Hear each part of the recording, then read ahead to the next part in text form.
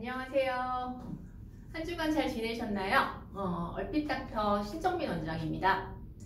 오늘은 랜선 상담소 두 번째 시간을 한번 가져보도록 하겠습니다. 어떤 댓글이 달렸는지 한번 가보도록 할까요?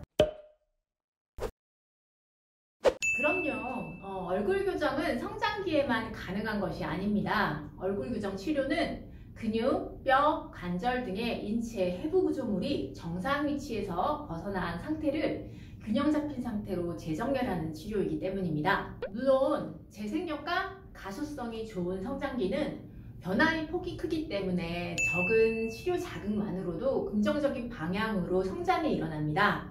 또한 성장기가 끝난 성인의 경우 근육의 유착이나 관절의 가동성이 떨어지는 등의 노화 반응이 적은 20대, 30대가 50대, 60대에 비해서 훨씬 교정 결과가 좋습니다.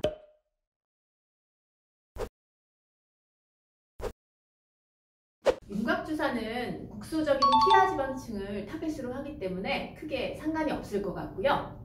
주름을 교정하는 보톡스도 일반적으로는 괜찮습니다. 그러나 교근이나 축두근 그리고 입 주변의 표정근에 시술받는 것은 권해드리지 않습니다. 경추 아탈구나 골반 틀어짐은 거의 개선이 되지만 측만증의 경우 콥스 앵글이 30도를 넘어가는 경우 교정 치료만으로 개선되기 힘듭니다.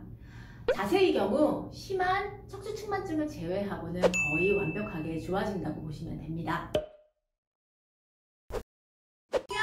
중에도 교정치료 가능합니다. 오히려 위아래 치아가 붙어있는 상악과 하악의 위치관계가 좋아지기 때문에 더 좋은 교합으로 교정이 가능하고요. 치아 교정 중 발생할 수 있는 턱관절 장애를 예방할 수 있습니다. 그런데 두 교정 중에 어떤 걸 먼저 할까 고민하시는 단계라면 안면비대칭 교정 치료를 먼저 받으시고 치아 교정을 받으시는 것이 더 결과가 좋습니다. 안면마비 증상이 아니라면 눈꺼풀 움직임 차이는 눈 주변을 유주하는 안면신경의 신경 전달 속도 차이 때문일 텐데요. 이 차이가 한쪽의 턱이 틀어지면서 안면신경 분지가 눌리는 현상과 관계가 있을 가능성이 큽니다. 그래서 안면비대칭과 관련이 있는 것으로 예측해 볼 수 있겠습니다. 안면비대칭은 두개골 전체가 3차원적으로 찌그러지듯이 변형되는 현상으로 한쪽 턱이 돌아가고 이마가 기울어지고 한쪽 안아가 주저앉고 또 코는 한쪽으로 휘는 형태로 진행이 됩니다. 손바닥을 이렇게 된 상태로 고개를 돌릴 때 뻐근한 느낌이 들 수는 있지만 통증이 느껴지는 정도로까지 압력을 주시면 안 됩니다. 한 번에 강하게 하기보다 약한 자극으로 여러 번 반복하시는 것을 권해드립니다. 안면비대칭 교정 치료는 울퉁불퉁한 두개골 뼈들을 퍼즐 맞추듯이 재정렬하는 치료이기 때문에 얼굴의 대칭이 회복될 뿐 아니라 얼굴형이 매끄러워지고 작아지는 효과를 볼 수 있습니다. 또한 이목구비가 바른 위치로 재정렬되기 때문에 시각적으로 편안함을 줄 수 있습니다. 비대칭 교정 후 절대 재발이 안 될 것이라고 말하는 것은 거짓말입니다. 중력의 영향하에 있기 때문에 다시 진행될 수 있는 문제이기 때문입니다. 그러나 제대로 된 비대칭 교정 치료는 비틀어진 두개골뿐 아니라 전신 부정렬 치료를 함께 진행하기 때문에 재발을 최소화하는 치료입니다. 그래서 교정 치료를 종료한 후 비대칭을 만드는 습관을 최대한 줄이고 또 교정기를 착용하고 스트레칭을 통해서 굳은 근육을 풀어주는 습관을 들인다면 쉽사리 원래 상태로 돌아오지 않습니다.